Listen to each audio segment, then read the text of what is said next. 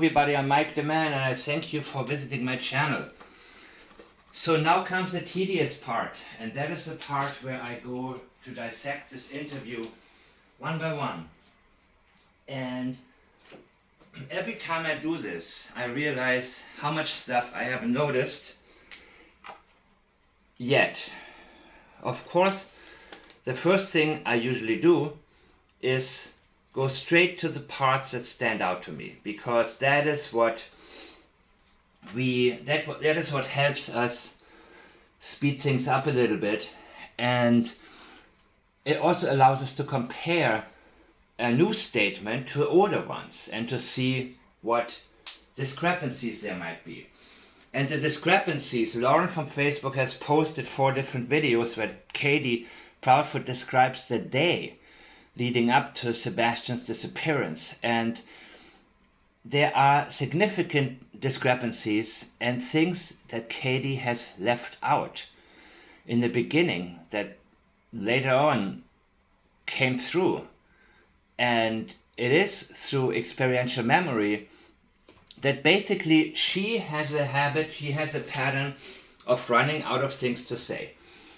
And that is because she is so incredibly scripted that when there is an interviewer that is actually on her side, she doesn't really know how to deal with it. Now, when you look at people like Nancy Grace, when she interviewed her, it was actually easier, I think, for Katie to be defensive, to just keep it short, be defiant. The thing about this particular interview with WSMV is that this lady doing the interview is, from what I can tell, 100% on Katie Proudfoot's side. And when she says, you believe he's coming home, right? She not only believes them, but she feels like she needs to support them. And she buys into it, which is what triggered the duping delight at one point, because Katie was not expecting any of this. Remember also, Chris is the one that constantly speaks about the haters. Katie not as much. Katie grew up in a very chaotic family, and it is actually familiar territory for her to be attacked. She can handle that a lot better than somebody being comforting and somebody being supportive. I don't think she had much of that growing up at all. So the familiar territory is what she is comfortable with, but what she seems to be very uncomfortable with is somebody just giving her the time to speak, because she winds up running out of things to say, which you're going to see later on in the interview at several occasions. You're going to see her getting stuck again and again and again, because the interviewer doesn't move fast.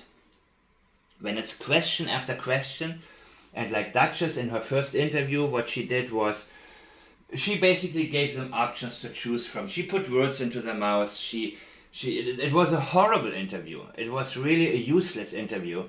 And of course, she was supportive of Katie, and she didn't know what she probably may know now. But a couple of more things.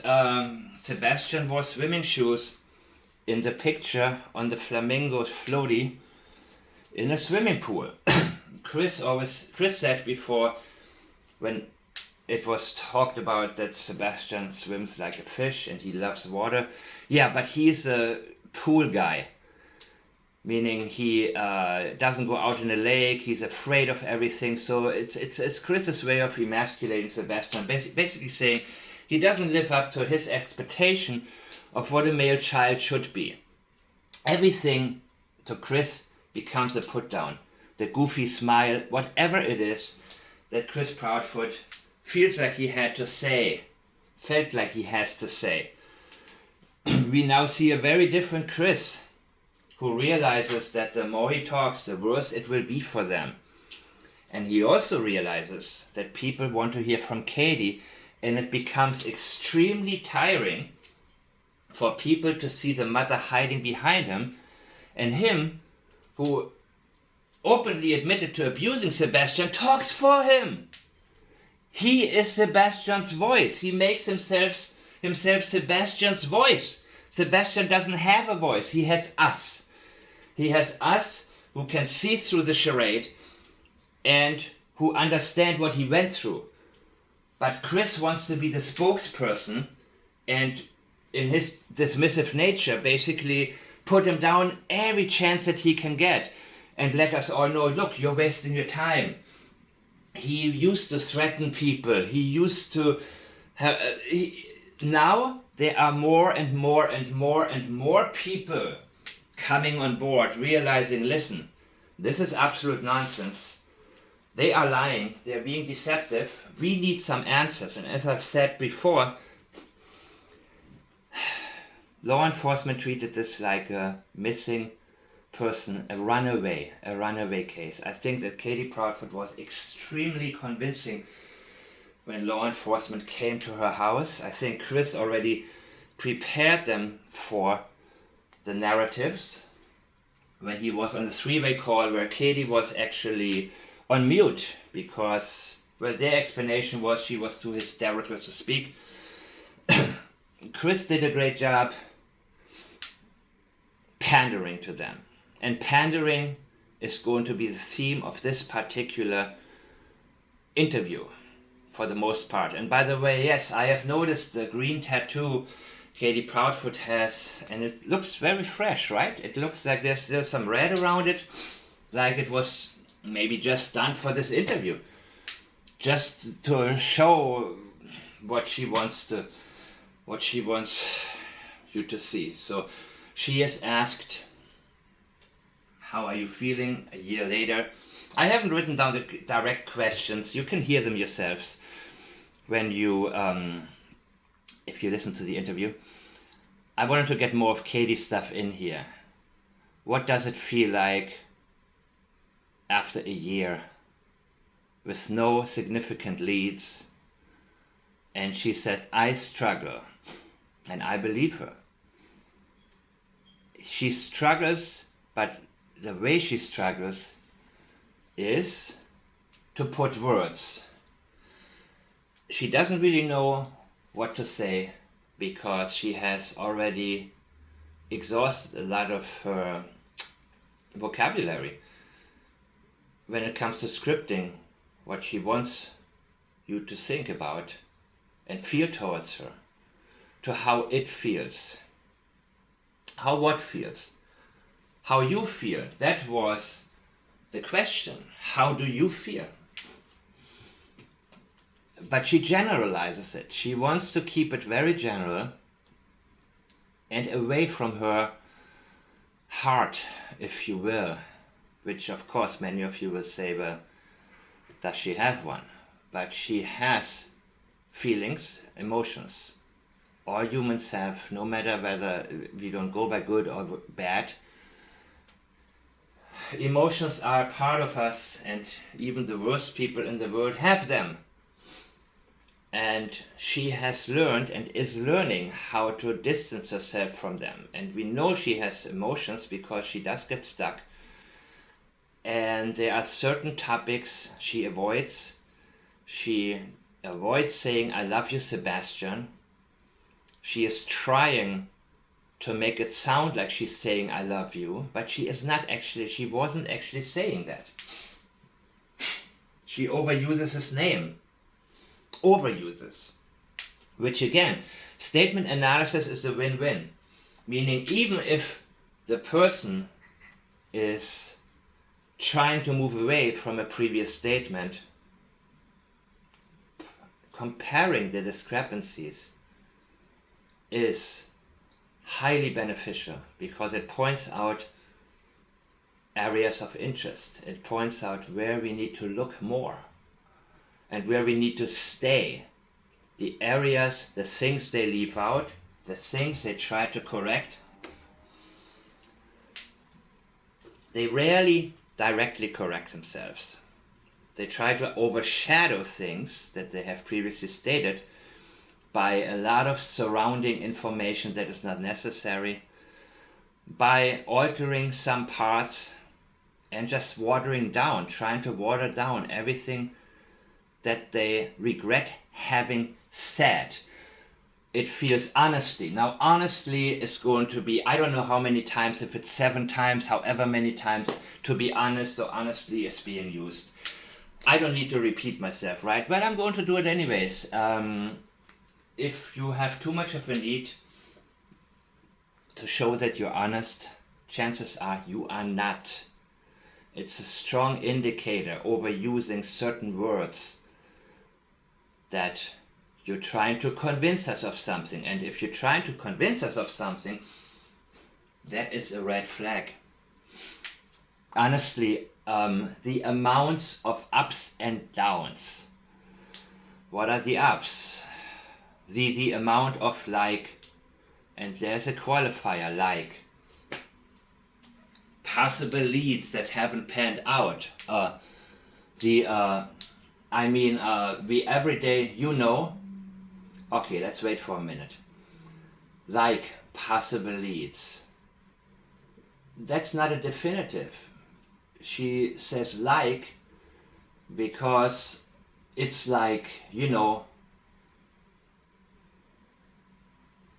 people say those things when they try to portray something and they want you to be able to relate. It's somebody doesn't want to get too much into detail. They don't want you to know the details. They know that you're going to have a problem possibly with some of the details. So she wants to relate. It's possible leads that haven't panned out. The everyday, it's like waking up to this reality. Where are you right now? You're in this reality where you still have to deal with people paying attention to your son's disappearance. That it's actually real. It's very real. And the case has not gone away. It looked like it was going to go away at one point, but it hasn't. And it doesn't look like it's ever going to. Not from what I see, not from the growing support. People want answers. Katie may have grown up around a lot of people that were easy to manipulate outside of her own family. She learned how to manipulate within her own family. She learned how to hide things. I am thinking in school, around friends, she was always able to manipulate and deceive pretty easily. I have said it before, I think she is sociopathic actually. And she knows how to build a fake reality around herself. She knows how to almost convince herself of something that isn't. The only problem is that the conflicts kick in when she has too much time to talk. And the journalist is not rushing to the next question like Nancy Grace did in this horrible interview. She is taking her time and she looks at them and she says, "You're trying to be positive." And she nods and she allows Katie to speak more than she wants to. Katie wants to rush through her script and doesn't want to seem stuck. She wants, next question, move right along, get it over with. That's why her speech speeds up. She speeds up whenever she is scripted. In the On Patrol video, that interview, she was racing through it so fast, her sentences started to overlap. She made some significant grammatical mistakes, which actually, some of them were embedded admissions actually. Not embedded confessions, but embedded admissions. So she says here, possible leads that haven't panned out. panned out. Let's remember that one. The choice of words. The and every time she says or I mean we every day, here she's already stuck. It's like waking up to this reality that is actually real. Yes, you're still stuck in this momentum. And Chris Proudfoot later describes it as like Groundhog Day, where you deal with the same thing every day. And previously he has said to us, when they asked how does it feel, and obviously the journalist was referring to what it feels like to have your son still missing. He complains every day he's waking up to people's negativity. Well, what do you expect, Chris? You expected everybody to not care about Sebastian the same way you didn't care about him. To you, he was, from what your language indicates, not even human. He was known to pee himself, and so on and so on. All of the things you said about him. You were still trying to convince us until recently that Sebastian is not worth looking for. Because now you see so many people realizing who you guys are. Not who you truly are, as you try to make us believe. Because we know who you are. Chris is an open book. Katie is not as much of an open book at all. Chris, what you see is what you get. Somebody said in my last chat, the simple man's manifesto. That's what he's been preaching for the last few months. And every chance that he got, he would do more and more of it. He's not the type that sits down and writes thoughts he doesn't have. It just comes to him, and he loves to be listened to. And he loves to teach others. Which I think he now gets to realize who he maybe really is. And that's going to be a lot harder to recognize than simply respond with violence to a boy that you don't understand. It's like waking up to this reality that is actually real. Yes, it's very real, Katie. It's very real. We don't let go. And Sebastian should be home with us. So the shows us she is now moving into the script. That's what she usually does.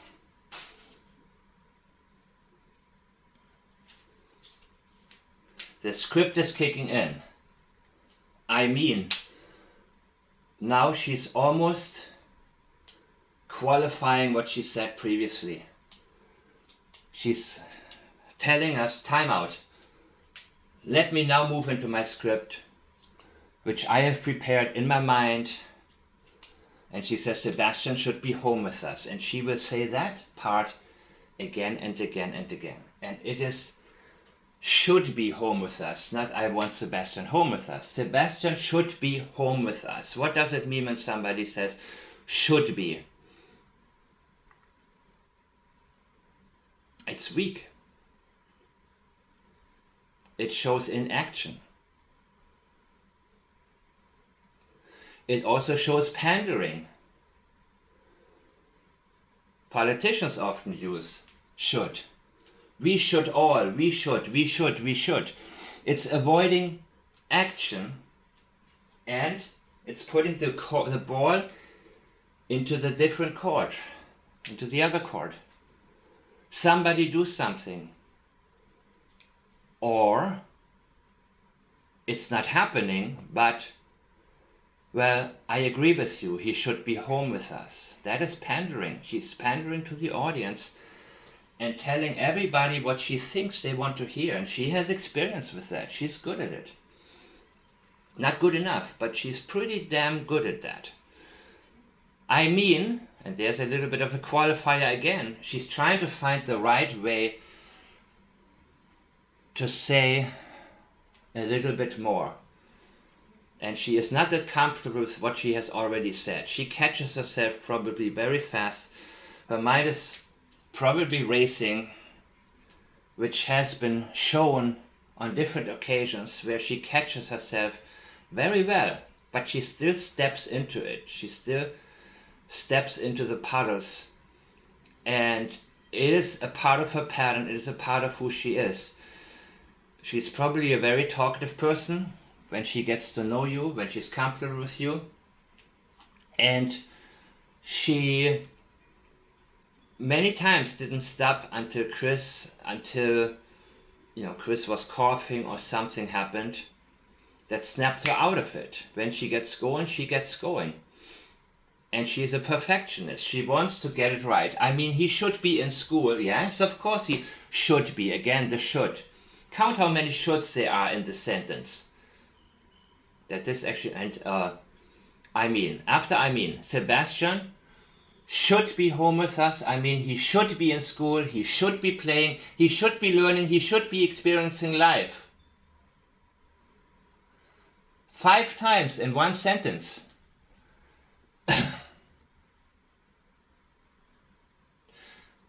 That is the script, people. Saying what should be, but isn't, and I'm not going to do anything about it. That is what is very popular in speeches, where you try to motivate the public, try to win the public over. In political speeches, you hear it all of the time, where a politician doesn't promise you directly what he's going to do, but he's telling you what should be done. He's telling you, I agree with you guys.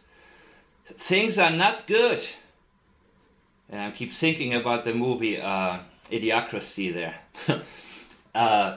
Things are not good. I agree with you. So what does that buy me? What does that agreement buy me? What are you going to do? What are you promising to do? What is your plan? What is your plan of action? And look how huge this statement is about how you feel right now. How would you respond if your child was missing? You would say, I feel terrible, my child is still missing. That's the only thing you really are expected to say. I feel terrible, my son is not here. Please help me find it. Please, anybody who has him, if you have my son, return him. Not once has Katie Proudfoot said anything to a possible abductor. When parents are uncertain and they think he may have been abducted, they will say, please let him go. Just let my son go, let my daughter go. I'm not going to pursue anything. Just let her go. I'm going to forget this ever happened. Of course, that's, it's a semi-lie. At the moment they believe that because they think, who cares if the guy goes to prison or not? Because at that moment the anger hasn't kicked in as much, because the fear of my child being harmed is so high that I don't even think about revenge. I don't even think about this person needs to be in prison. Of course, when you're asked what should happen to the person who did this, yes, he should be in prison. He should be in doing time. He should, a lot worse is expected. Or rather, it's not unexpected, because we would understand a lot more than somebody giving you this long scenario to a question about how you feel, and you cannot put that into words. You're right, Katie, you cannot put into words, I feel terrible, Sebastian is missing. What are you asking me? What do you think how I feel? And that's it. Anything that you would say after that, you count the words. When you make a very distinct, credible, reliable statement, when you add a lot of unnecessary things to it, just like saying should 5 times, that needs to be flagged. That is showing us, that is taking the reliability away from your statement. But you see, she hasn't mentioned yet, my son is still missing. She's saying he should be home with us. And yes, she's learning to now use Sebastian's name, because she has learned how suspiciously absent her son's name was from some of the previous statements, both verbal and written. I mean, he should be in school, he should be playing. Should be, yeah. Why isn't he? He should be learning, he should be experiencing life. Well, there we go. He's not experiencing life. That's what she's telling us. Who knows, maybe somebody took him in and treats him a lot better than you did, right? Could that be? According to you? Well, she knows that he experienced more life in her house, which was a horrible life, and many would not consider that life, including me, but it was more living than he is living now, because he no longer is with us. And now let's watch it. That's when she reminds herself. Now, what did I want to say? What was my script? And until we can find him,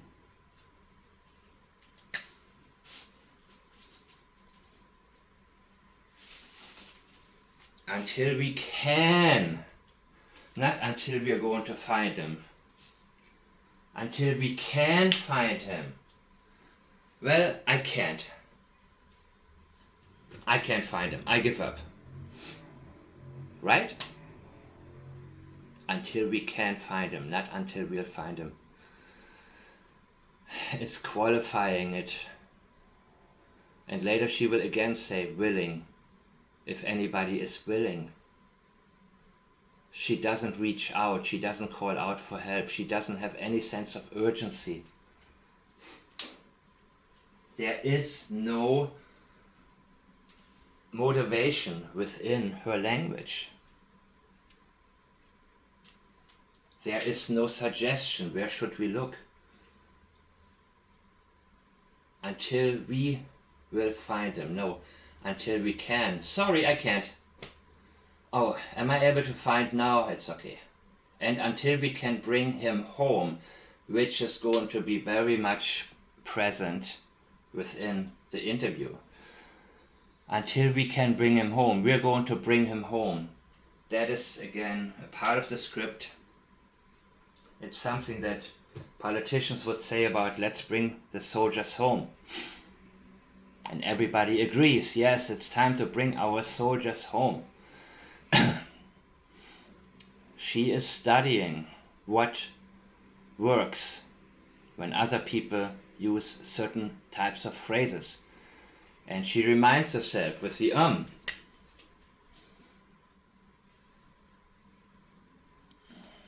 until we bring him home, we're gonna keep doing everything. Really? Everything? Everything? Okay. Let's see that. Everything.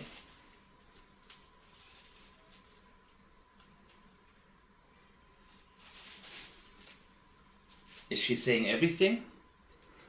That would include spending a few hours a day searching, doing a lot more, going on every station, calling out his name, talking to a potential abductor. You have time now, Katie. Now she qualifies. We're going to keep doing everything we can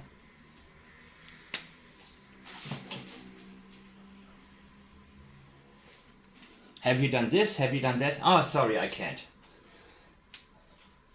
Everything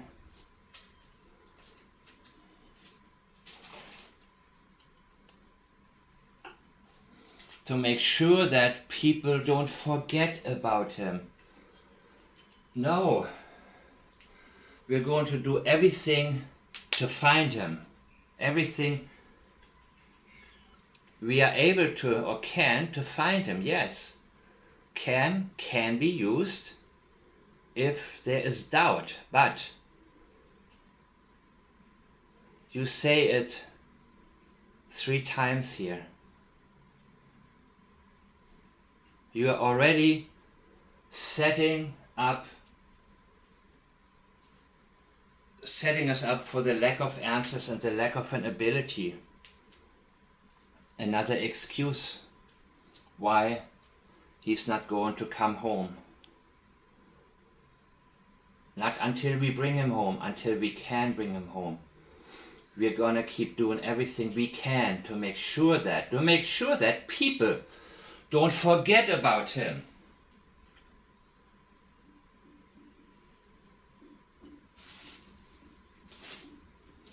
The ball is now in your court, people.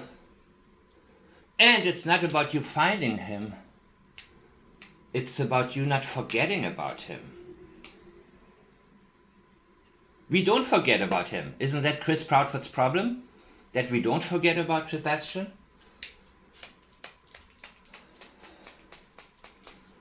We're going to make sure that people don't forget about him. We are going to keep making sure that we, she said twice, we, yes. Who is we? Spread awareness for him. For him. You're doing him a favor, right? Because that's all you can do. Because he's no longer with us. You're going to spread awareness for him. For. You're doing something for Sebastian. Not awareness of him. Be aware of Sebastian. For Sebastian.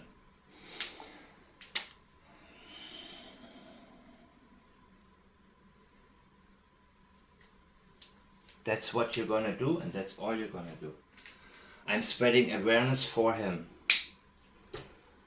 And we're going to keep searching again. We're going to keep searching, and we're definitely, now here is a definite.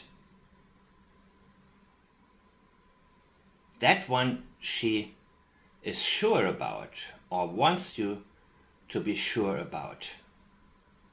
When you invoke deity, that is also a flag, a red flag. Like with Patsy Ramsey, oh God, oh God, oh God.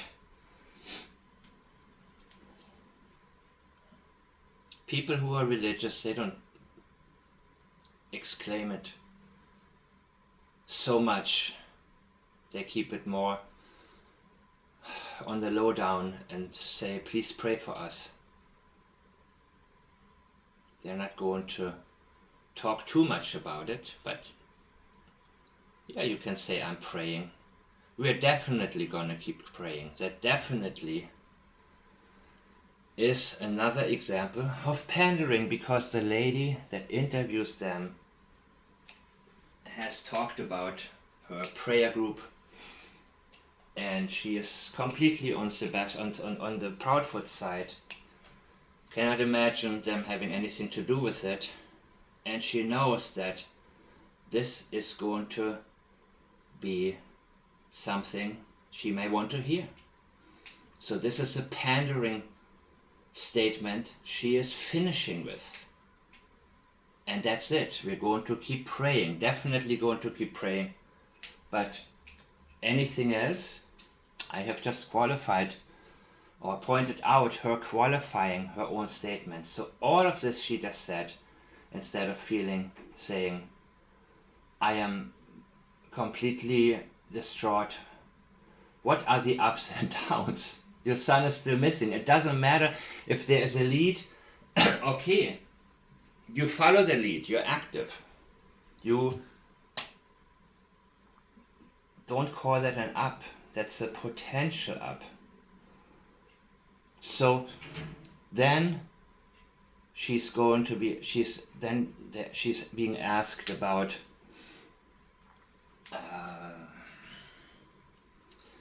I dream about if Sebastian would come. Do you think he's gonna come home? Is he gonna walk through the door? I forgot the exact questions. You guys can look it up, hear it up. I dream about it every day. I dream that when I'm going to wake up, this is going to be a nightmare. But yes, I believe that my son is out there somewhere. Out there somewhere. Somewhere. Not he's lost, he's kept, nothing specific, just somewhere. That's how she keeps it. I believe that we are going to find him We are going to bring him home, and we are going to find a way to recover from this.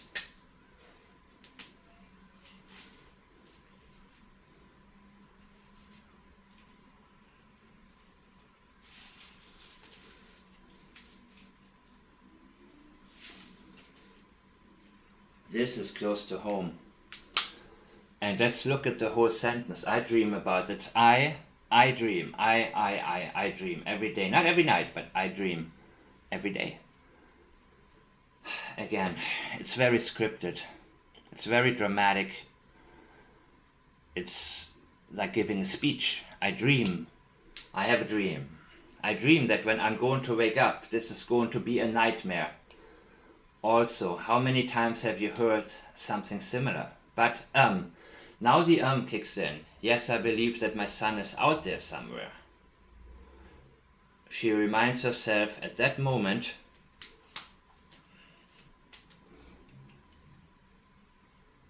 not to overdo it, because she can get lost in her own sentences. She can get lost in her own pattern. She could probably give you 10 more dreams and hold a big speech. And she's probably done things like this many times, able to convince people of something, manipulate them into thinking something that isn't so. Faking emotions, that is a big one.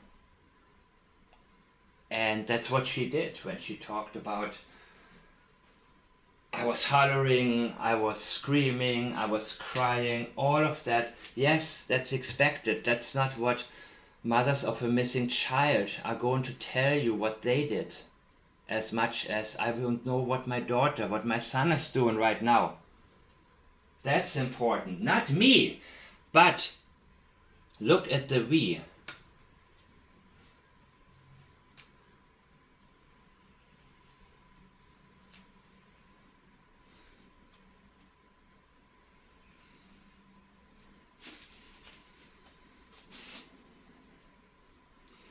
Who is she talking about?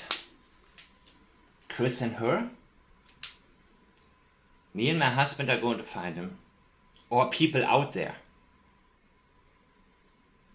She's including herself. Me and my husband. Me and my husband are going to bring him home with the help of others. Maybe. And she says this twice. And she has a habit of doing that. So what is the pattern here? We are going to find a way to recover from this. She's working herself up to the point where she brings in a mix of script and something she really wants. She and her husband want to recover from this. Very close to home. Recover from people looking at them unfavorably, recover from having to defend themselves, their lives being upside down, them being isolated the way Sebastian was, more or less probably. Because I don't think people want anything to do with them anymore. I think that even the people who were, many of the people who were on their side have now realized something is very wrong. Of course, there is a disinformation campaign going on. Allegedly. Everything I'm stating is my opinion and my opinion only, and I'm doing my best to explain how I have formed this opinion of mine. Or rather, the thoughts. Because opinions can be baseless. I prefer to call it thoughts, because I have put a lot into it. So in case somebody like Chris wants to dismiss me as having my opinion that I'm entitled to, according to him, I believe that we are going to find him, we are going to bring him home, and we are going to find a way to recover from this. What about we? Sebastian is supposed to recover from this. If he's out there, if he's kidnapped, who knows what's happening to him right now? Your worry should be, what is he going through? And is he ever going to recover from this? Because a lot of children are brought home, but they are brought home, they're not the same as they were before. There is significant trauma that can take a life